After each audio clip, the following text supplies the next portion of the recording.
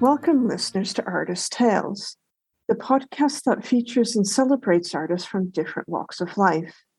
I'm your host, Heather Martin, and in this episode, I'm speaking with Betty Laura Zapata, a Venezuelan documentary photographer based in London, England. Welcome, Betty Laura. How are you? I'm okay, thank you. Thank you for having me. So tell me a little bit more about yourself and how you got into photography. Well, honestly, my beginnings in photography were because I was in London. I came to London just to study English, and at some point I was trying to find like a kind of a new career. I'm a journalist in Venezuela, and I was trying to find something that was kind of linked with my profession. I knew that journalism was going to be like really hard for me in terms of the language, in terms of connections and everything. So I just by chance bought during those times that I was trying to find myself again a camera. And I did just like a short course and something clicked in that moment. I was like, okay, maybe this is something that this is like the answer that I'm looking for. So of course I started to study the basics of the technical part of the cameras, the everything that normally you start with when you want to be a photographer. And at some point I realized I was like feeling really connected with photography. And let's say, I think from all the courses that I did, the one that made a big impact on me was when I joined the Master in Photojournalism and Documentary Photography at LCC, London College of Communication in London. And I think from that moment is a little bit when kind of my career started, even when I didn't have any connection in that work. But it makes sense for me to follow the path of journalist documentary style, because that was my, where I had like my experience in the previous years. So how long have you been a journalist for before you started getting into photography? Oh, well, that will be then like, I think around 15 years, maybe, journalist. But of course, as I say, because when I moved to Europe, I'm going to be this year 13 years in London. So I didn't work as a journalist anymore. And then it was just until 2014 when I did the MA that I came back again, kind of doing something like in a professional way. So yeah, basically that was a little bit the way that I came to start my life as a photographer. And I understand that I have looked at your website, which is amazing. And you mentioned that you have some long-term projects where you document social issues, political conflicts, health, immigration, and gender violence. So tell me a bit more about those projects that you're working on. Yes, of course. Well, one of my big projects was I started when I was doing the master's degree, and I wanted to focus in something. Normally, I have been always very connected with my country, Venezuela, or Latin America, and that's why normally all my projects are around here. I'm in Chile at the moment because I also have family here. So for me, it feels more natural when I'm doing projects in this part of the world. So my first big project was a project about the condition of public hospitals in Venezuela. So during that moment, it took me, it was part of my final project for my master's. And I decided to show a little bit what was going on in that moment at the hospitals. So I went undercover to like 14, 15 hospitals in Venezuela, most of them in Caracas and some of them in other cities. And I was photographing, like the reality of what I could see in that moment, a sad reality. But it was for me a little bit it was almost like like describing what was going on in the country. For me, the hospitals were a little bit of like that word that describes the condition of the country as well. Like how people were struggling to survive or to get medicines, or because everything at the moment is very political in Venezuela. So I think that was a little bit my kind of way to communicate what I wanted to show. I haven't been recently with the pandemic and all of that in Venezuela, but normally when I go there, I try to bring more hospitals if I manage to get the access, with the help of whatever nurses or doctors. But now it's getting more difficult. I always try to add one or two hospitals to the project, and I don't know if the project is over or not, but I really would like to keep doing that, because for me it's a kind of a denounce that something that people needs to keep looking and need to keep seeing as a way of see a sad reality that is happening in my country. And then the other big project was in Colombia, and I worked with victims of acid attacks. It was of course, a very shocking story, but I think personally it gave me so many lessons in life, not just as a photographer, but also as a woman, as a listener. It's this moment when you start to feel very connected to the women that have been through these kind of tragedies, and I think it give you this, like almost like a kind of a different love from people and respect for people that has been through any tragedy. So I think like these are my two main projects, long-term projects. And tell me a bit more about both of those, because it sounds very interesting. And certainly I was going to ask you about the project about the acid attacks, because that got published. Was it the New York Times, or it was a big publication? Yeah, that was published at the New York Times. Also, I mean, that was the big one. But, through the years, it has been exhibited as well in other places, or it has been published in Vanity Fair and other publications that, especially around this time of the year, Women's Day, when everybody's trying to see what is happening with the gender violence and the women's rights. So I think one of the things about this project, the importance is that is not just to show how bad, or I don't see it as I don't want people to see the victims as a victims, if that makes sense. I always wanted to show my images of them in a respectful way, and that people can actually see them as almost as a heroes, because that's what they were to me. I spent a lot of time with them. Many times they were just conversations between us without me even taking the camera out. And I think I tried, and I hope people understand that that's what I was trying to do, to show their stories, but in a respectful way, and that people could understand that the violence that is happening in Colombia through this horrible crime. Why do you think that acid attacks are happening? Well, I mean, I have been, it has been a long time since I did this project, and it was never clear for any of us, for the victims, not for me, why this crime is so high in Colombia, because Colombia is the only country in Latin America with these kind of attacks. I mean, it has happened in other countries, but the number of cases in Colombia is just crazy. It's almost like the records of Afghanistan, India, and that's why it took my attention, because I say, why this is happening in Latin America, just next to my country. And I have, for many years, I heard of many other kind of violence, but this one was so brutal that it was for me something that I wanted to show. Of course, the first thing is the violence against women.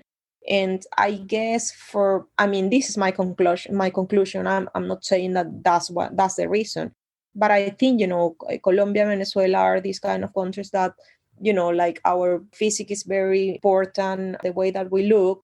So I think that was almost like a way of men to really ruin a woman's life. Because when they threw this acid, it's almost like destroying their faces, destroying their bodies, and make them almost like feel like the most horrible human being, and to suffer in a way that is indescribable. So I think that's, after so many years, that's my conclusion, and that's what is happening there. Yeah. And as you say, that the women are the heroes, they're the survivors of this. Exactly. They are survivors. I am still in touch with some of them. And I mean, I haven't been able to come back to Colombia, but I have been in touch with them, and maybe the next time I go, I will try to photograph them in another way. Now that I show let's say the crime, and I show this is what happened. But I think for me, the next step, if I manage to go again and if I manage to photograph them again, will be more in okay, look how they have survived, look what they have been able to do, but still in a positive way, or like something that makes people think, oh wow, these women are amazing. They've overcome something. Exactly, yeah. And with the hospitals in Venezuela, I must admit, I don't know much about Venezuela. I'm originally from Canada, which is North America. We do hear, obviously we do hear about news in South America as well. But just give a bit of context to kind of the situation in the hospitals, because I don't know. I mean, I don't know what the situation is.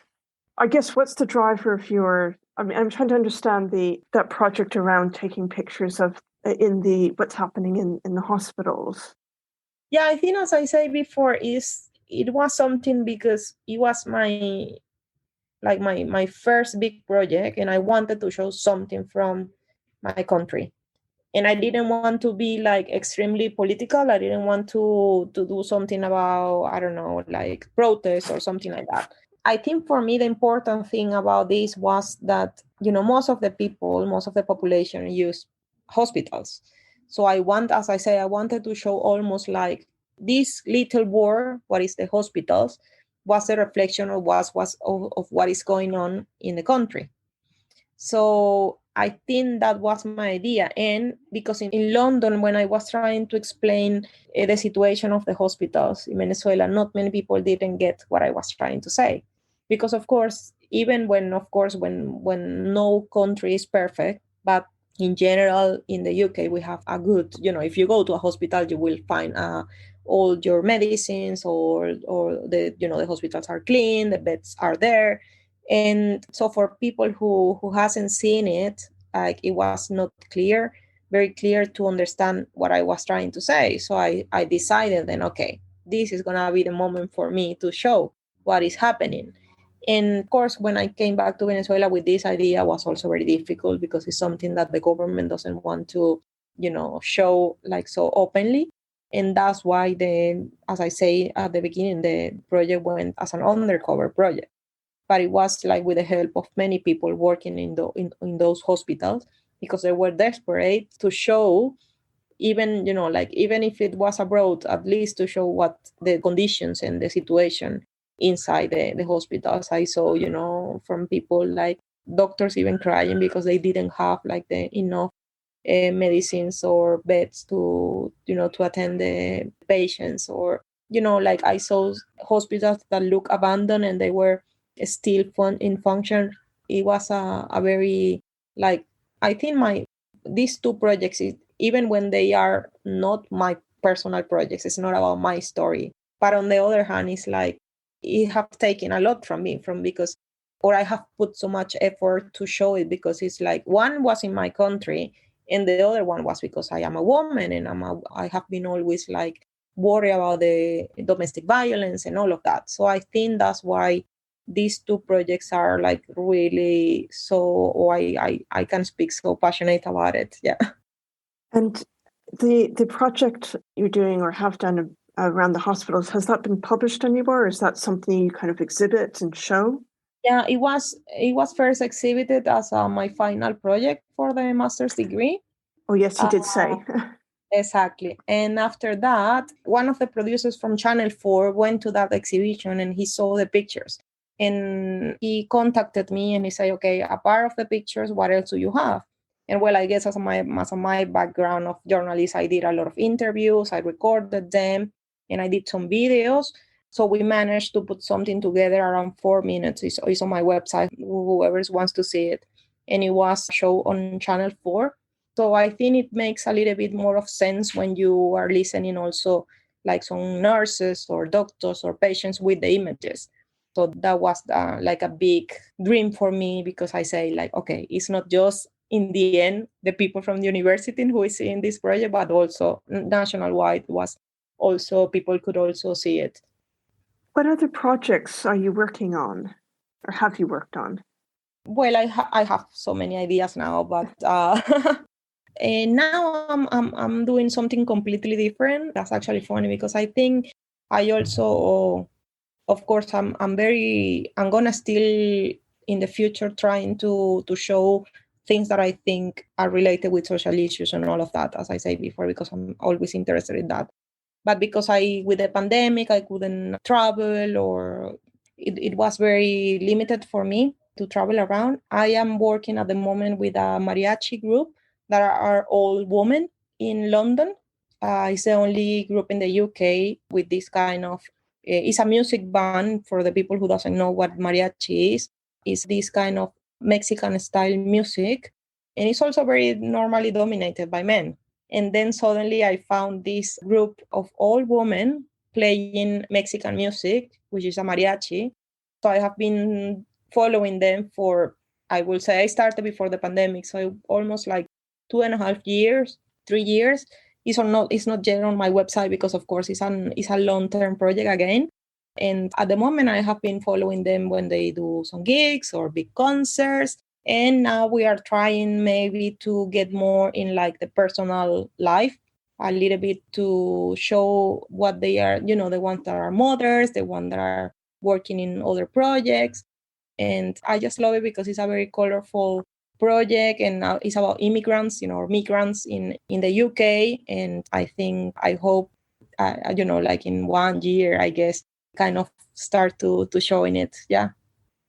Yeah, that sounds really very interesting, because certainly with different cultures, things like music and color and art can be just very different. Yes, and I think, even when of course, I have so many good photographers friends, but I think everybody gets to something that, of course, they are more interested about. And as I say as well, that Latin America is always, with me. So when I saw this, I say, okay, I'm here in London. This is something that is a story that is happening. Is even when it's happening in London, is still related with Latin America. So I had the idea, I saw them, and I say, okay, this is another story, and a little bit more happy and colorful story to document. Yeah, definitely, because I guess what it sounds like is you're trying to capture the different, how do I say it? I guess my impression, and certainly I did journalism in university, and it's very easy in the news to say, there's wars, there's there's attacks, there's violence and all this stuff. And yet there's still a lot of things that are happening that are positive and, can make an impact. So yeah, it's trying to get the balance, isn't it? Exactly. And I think even, even when we are photographers, most of the topics that we choose to photograph, many of them creates an impact of us. So, and it's a little bit, like that's why you need always to find a balance. Okay, you are covering really negative stuff and stories, but why not also positive? So I think that's what happened with my mariachi project. Yeah. I was going to ask you actually the impact, doing these projects has had on you, because you have alluded to it earlier and just now, but also earlier in the interview. Although you're the photographer, you're interacting in journalism, and I don't know how true it is independent. And I say that with, inverted commas or whatever, but it does have an impact on you. I think it should have an impact on you, because that's the only way that you can get, that connection with people and that respect for people that you are photographing. Because if it doesn't create an impact on you, you are just there, like taking your camera, you take just, 3-4 pictures, and then you leave, and you don't hear anything more about these people that are giving you the time, are giving you their spaces, are letting you into the, to go inside their houses. So I think for me, even, I think I have two different ways to see photography. One thing is like, I don't think the photographer should never be the star of the story. Your story is what you need to promote, not yourself. And the other thing is that when you get involved, which is something else, when you get involved, like making these people telling their stories, and you are there as a photographer, but they are still like the ones choosing what to show you, if that makes a little bit of sense. So I think that's why I think you as a photographer needs to be involved, because you need to understand what are the boundaries, what are the limits of the stories, especially when people, when they are so very like difficult stories. I think for me will never work if I photograph someone and if I see that that person is not comfortable with me around, I won't take the picture first.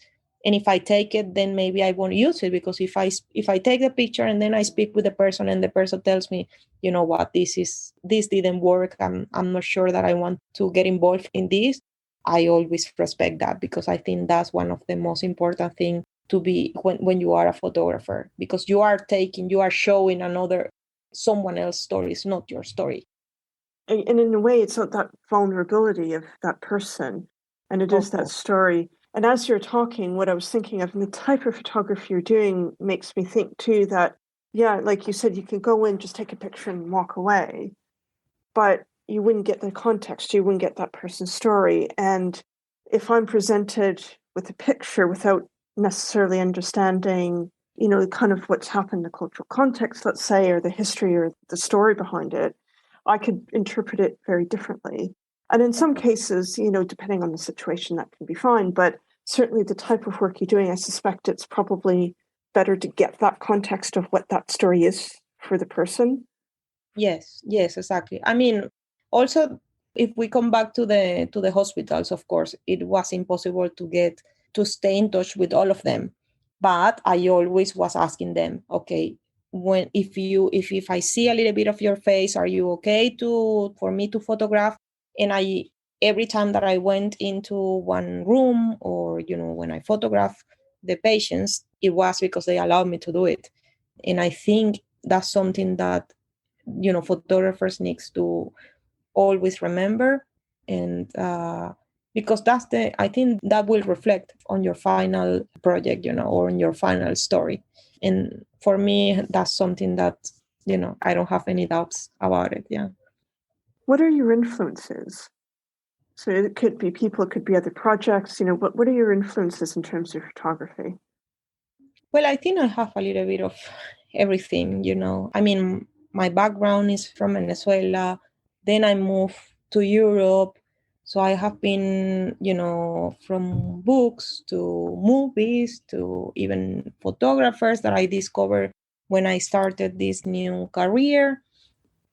This repetitive way of always trying to look. I'm always curious about what is going on. Of course, my heart, I think, is always still like has like this very journalist part that I cannot disconnect from myself. But I think through the years, I have learning slowly that images that are just like completely straight are the ones that are necessary for people to understand what is going on. So my influence come even from, like a painting or, music, photographers, as I say. And maybe now my head is a little bit of that mix of everything in those two continents that my life is part of as well. And what sort of challenges have you faced? I mean, you've touched on COVID, and certainly in some of the projects, like the one in the hospitals, you've had to do it more covertly. But what other challenges have you faced? Well, I think challenges in photography, I think any photographer will tell you that is a word that everybody's trying to do a story, everybody's trying to publish, everybody's trying to make their, like the editor to see what they have produced. So for me, I think it has been always that challenge that, as I say, it was a new profession for me. I needed to start from scratch to meet people, to get in the network of what photojournalism, documentary photography is. And I think also one challenge is like, to when you see that everybody's producing, or that was my challenge, for example, during the pandemic, many of my excellent photographer colleagues were, producing these amazing projects and amazing stories. And I felt so like behind them so many times. And I think one of the challenges as a photographer is like taking the time, take a breath and say, okay, at some point you will find again something that you want to do, another story. You will meet someone that is going to give you like a click and it say like, this is a good story again. So just try to, I think that's one of the biggest challenge now, like trying to not compare that you are in the same path as everyone. Is that you are going on your own time. Just keep pushing, like, because you know that if you are there and if you are already there, it's because your work worth, like, and you have done already something and you just need to keep trying. So what I'm hearing is it's very much listening to your own voice and, showing your voice within photography. Yes, definitely, because I think the last 2 years especially has been very hard for any artist in general, and not just photographers. I think in general, any artist, it has been really, I mean, I'm not saying it's just us that are struggling. It's like, I know that everybody has been like at some point has been in a very difficult moment. But I think for us, it's really hard because not, like it's this creativity mood that you always want to be, and once you don't produce something, then you feel like, okay, I'm failing, in my profession or myself as a photographer or as an artist. So, and I think that's why this challenge now is like so important to understand it.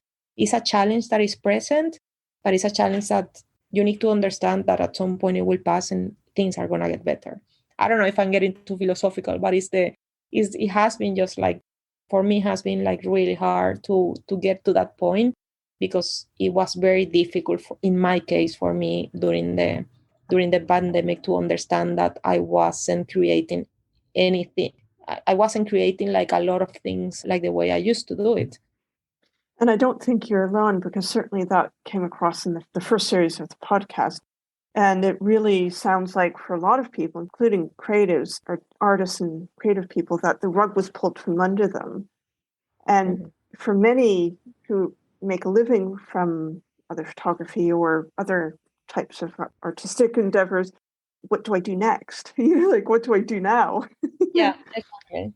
And yeah, and I think one of the reasons when I started to understand that things weren't, like I wasn't the only one, when I started to be a little bit more open with my photographer friends, for example, many of them told me, you know what, I'm feeling the same.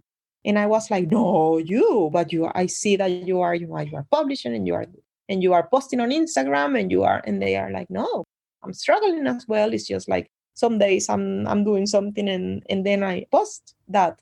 And I was like, okay, it's not just me. So I think to be open and to be real about your circumstances, I think that's one of the best ways to confront those challenges. Yeah.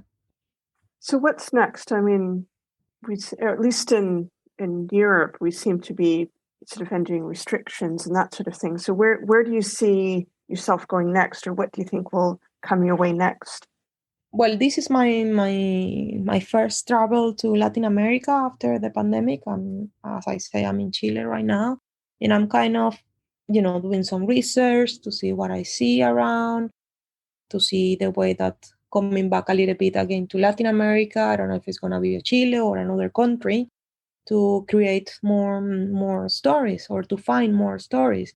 But I think I have this a little bit this kind of thing inside me that I have been always paying attention to Latin America, which I always gonna do. I'm not changing that.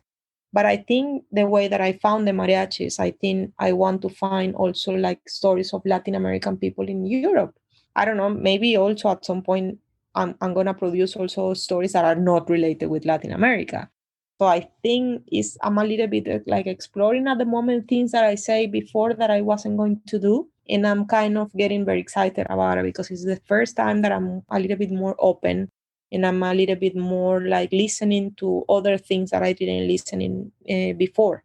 So I think that's like my goal for the next couple of years. That sounds really interesting, and I'll certainly be following you on Instagram. Well, thank you. It's been really interesting chatting with you. Thank you so much. I'm very grateful because I think this conversation has been so nice because we have talking about the positive and the negative in our practice. And it's not always common to talk like so openly about the struggles and the good things. Normally people just say like, yes, my work is perfect, this I'm doing this and this and this. I think one of the things I have learned after these 2 years is people needs to be honest, because that's the way that other people that are, for example, listening to this podcast, they will say, okay, I'm not alone, like for so many times happened to me. So I think to connect with someone that is being real and is saying, yes, I am producing this now, I'm trying, I having so many ideas, but I was also at some point like I wasn't doing it. So it has been a great conversation. I'm so happy that you gave me the chance to talk with you. I'm really grateful that you agreed to do it. And I have learned a lot as well. And, I agree with you. I think you're right that going back to what you're saying, sometimes we feel alone as artists, oh, I'm the only one, but you're not. So thank you for sharing your story. Thank you. Thanks for listening to this episode with Betty. I hope you enjoyed it. More information about Betty, as well as the podcast, are in the podcast notes. If you're able to, please rate and review the podcast in the podcast apps.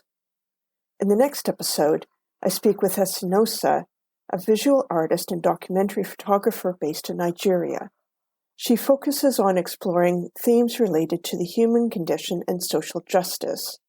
Here's a short clip of her conversation. So yes, last year I was in London from June 26th up until September. I don't remember the exact date, but it was a 3-month residency in Gasworks in London. In 2019, I got a prize. It's called the Artex Prize. It's in collaboration with a bank here in Nigeria called Access Bank.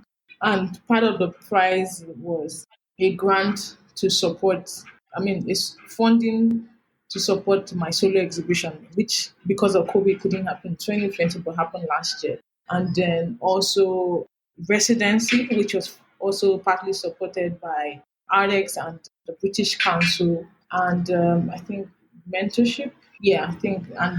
That's it. I look forward to you joining me in the next episode with Esinosa.